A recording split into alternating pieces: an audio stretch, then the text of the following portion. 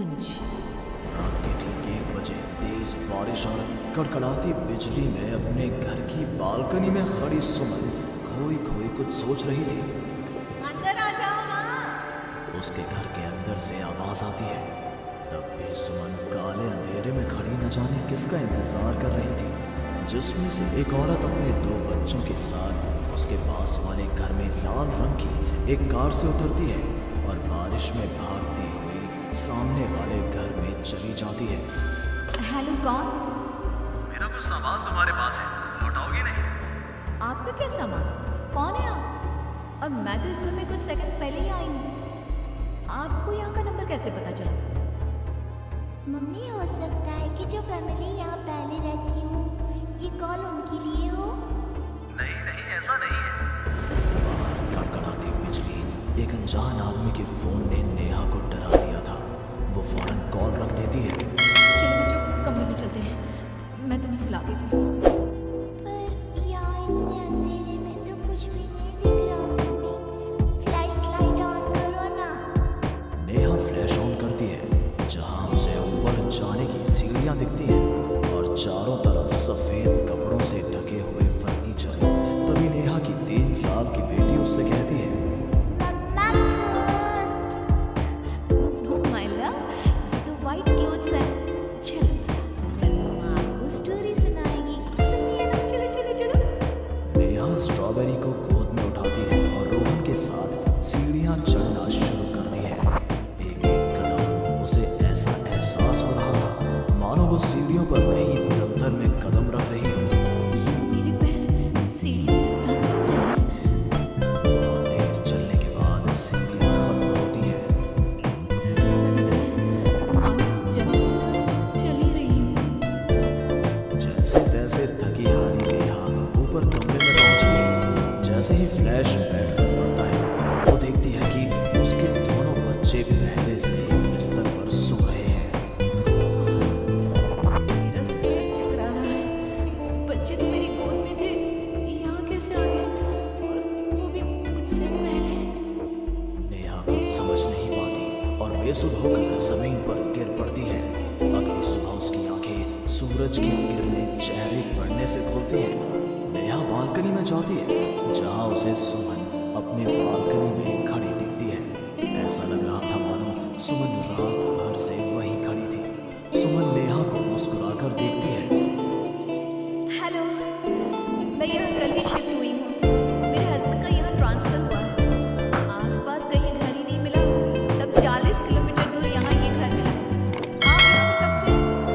पता नहीं, सालों हो गए, यहाँ कोई आया ही नहीं। पर अब तुम आई हो तो राहत से लगी। आओ घर पर। हाँ हाँ, क्यों नहीं, मुझे भी कंपनी मिल जाएगी।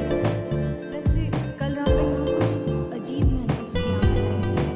मैं आकर बताती हूँ।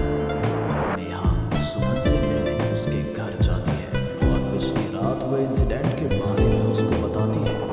ये तो कुछ भी नहीं है। ऐसे तो कई इंसिडेंट्स मेरी एक फ्रेंड के साथ भी हुए हैं और रोज होते ही हैं। सुमन अपनी कार में बैठी अपने नए ठिकाने की ओर बढ़ रही थी। जंगल के बीच से गुजरती वो खुद से कहती है, ये सिविल इंजीनियर्स की लाइफ ना बड़ी मुश्किल है। हाँ, चलो चलो। कार एक घर के पास रुकती है। लीजिए मैडम, हम आ गए। आपको कुछ जरूरत हो तो मुझे कॉल कीजिएगा, मैं ये बगल वाले घर में ही हूँ। सुमन घर के अंदर जाती है।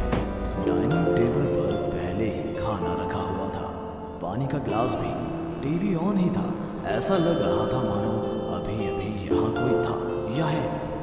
चलो, कंपनी अच्छी है, सब अरेंजमेंट्स मेरे आने के पहले ही कर रखी है। सुमन खाने की टेबल पर बैठती है, जहाँ 5 लोगों का खाना परोसा हुआ था। 5 प्लेट किसके लिए सर्व कर दिया?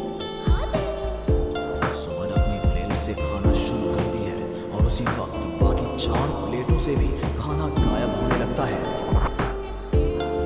प्रमिल, कहाँ हो तुम प्रमिल? सुमन भागती हुई अपने ड्राइवर के घर पर जाती है। सुमन क्या देखती है कि प्रमिल जमीन पर गिरा हुआ है। फर्श पर हर तरफ खून ही खून। प्रमिल के मुंह से भी खून आ रहा था। वो कराहता हुआ कहता है, मैम, यहाँ यहाँ रूहें रहती हैं, ये आपको भी नहीं छोड़ेंगी। ये कहते कहते ही प्रबल दम तोड़ देता है और सुबह के 11 बजे अचानक ही अंधेरा छा जाता है। चारों तरफ से अजीबोगरीब आवाजें आने लग जाती है। मम्मी, आई, अरे कोई खाना देगा क्या मुझे? अरे जो सुनिए ना, प्लीज प्लीज मुझे मत मारो। पापा बचाओ, ये लोग कौन है? सुमन अपने दोनों हाथों से अपने कान को बंद कर लेती है और जोर जोर से चीखती है। अचानक एक सन्नाटा चारों ओर फैल जाता है। सुमन रोमिल के घर से बाहर निकलती है। चारों ओर घुप अंधेरा, वो भी कुछ देख नहीं पाती और वापस अपने घर की ओर लौट आती है। इससे अच्छी तो मौत है। ये मैं कहाँ फंस गई? मम्मा गोदी। अरे सुमन, क्या मरने वरने की बात करती रहती हो? जाओ मेरे लिए चाय बनाओ। ये कौन बोल रहा है? तभी अचानक से घर की लाइट्स ऑन हो जाती हैं। सुमन देखती है कि वो किचन में है। उसके ठीक बगल में एक औरत, जिसके बाल उसके चेहरे की ओर थे, गैस के फ्लेम में अपने दोनों हाथों को पका रही थी। तुम कौन हो तुम? और यहाँ क्या कर रही हो? इनको बहुत पसंद है मेरे हाथों का खाना, तुम्हें भी चखवा दूं क्या? कर्कश आवाज में ये कहती हुई वो औरत झट से सुमन के हाथों को आग में डाल देती है। सुमन चीखती रहती है पर वो औरत उसके हाथों को नहीं छोड़ती। तुम्हारे पेट में एक बच्चा है ना, सुन लिया मैंने। और औरत ये कहती सुमन के पेट पर हाथ फेरने लग जाती है और उसके पेट में हाथ डालकर मांस का टुकड़ा बाहर निकाल कर खा लेती है।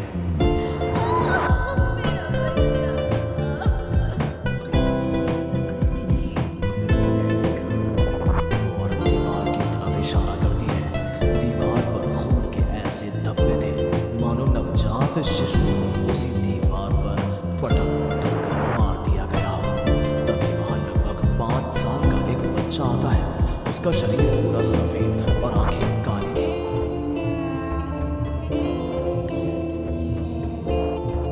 वो औरत अपने आग में सेके हुए हाथ को वही पास में पड़े चाकू से काटकर बच्चे को खाने को दे देती है।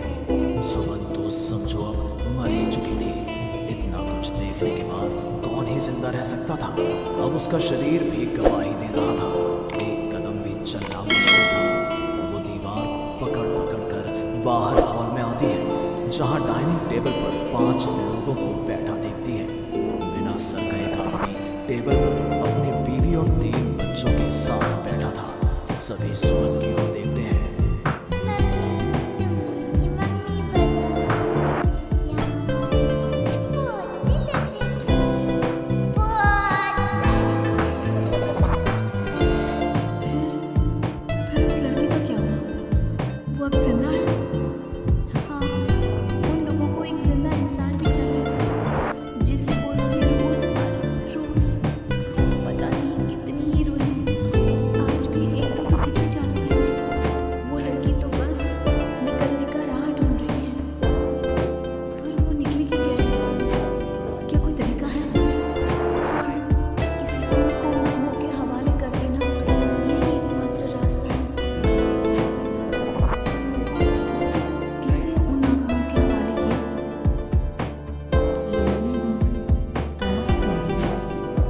तुम्हें